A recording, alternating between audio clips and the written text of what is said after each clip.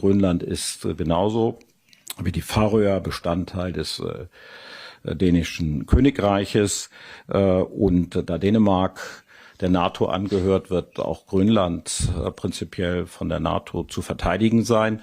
Und wenn es dort weitere Erfordernisse gibt, die Verteidigungsanstrengungen bezüglich Grönlands zu verstärken, dann werden wir das im Rahmen der Allianz miteinander zu besprechen haben.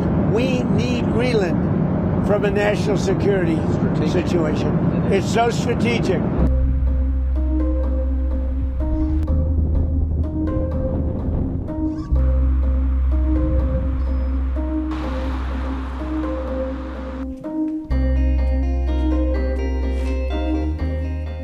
For det første, så mener jeg, at man skal tage den amerikanske præsident alvorligt, når han siger, at han ønsker Grønland.